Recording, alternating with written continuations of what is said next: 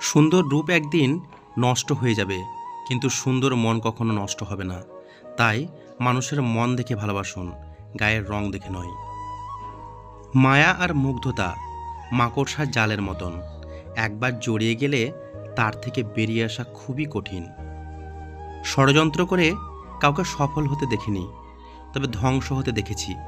অন্যকে ছোট করে কাউকে বড় হতে দেখিনি, তবে ঘৃণিত হতে দেখেছি। মিথ্যেবাদীরাই এখন সবার প্রিয় হয় এবং সবার ভালোবাসা পায়, আর সত্যবাদীরা পায় অপমান ও অবহেলা।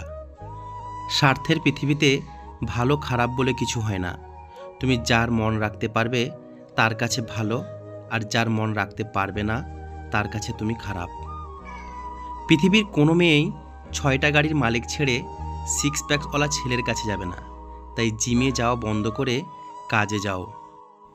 মূর্খ লোকের জন্য সমাজ নষ্ট কখনোই হয় না, সমাজ নষ্ট হয় শিক্ষিত লোকের মূর্খ স্বভাবের জন্য।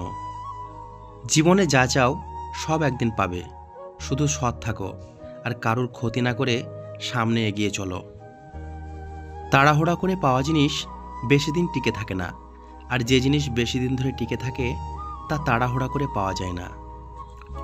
কিছু মানুষ আপনাকে ঠিক ততটুকুই ভালোবাসবে যতটুকু আপনাকে সে ব্যবহার করতে পারবে।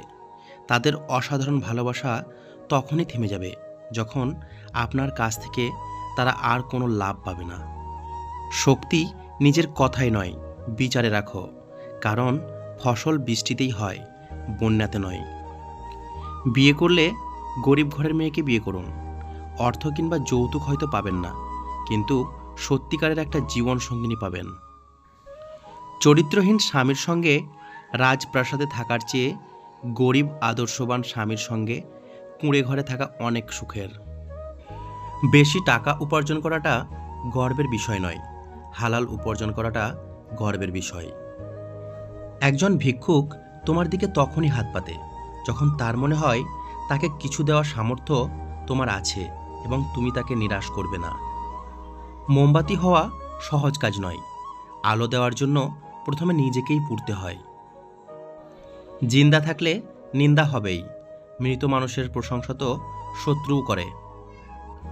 নিজের ছায়াটা যখন কালো তখন রূপের বড়াই করাটা বেমানান, কারণ রূপ দেখে মানুষকে শুধু চিহ্নিত করা যায়, কিন্তু মানুষ চেনা যায় না। গতকাল চলে গেছে, আগামীকাল এখনো আসেনি। আমাদের জন্য আছে আজকের দিন, তাই এখনই শুরু করে দিন। জন্ম থেকেই কেউ সাংসারী মেয়ে হতে আসে না, তাই ঘরের বউকে কটূক্তি না করে সুন্দর ব্যবহার করে তার দায়িত্ব বুঝিয়ে দিন। জীবনে টাকা নয়, ব্যবহারটা অনেক বড়, কারণ শ্মশানে হোক কিংবা কবরস্থানে 4 কোটি টাকা নয়, 4 জন মানুষই ছাড়তে আসবে।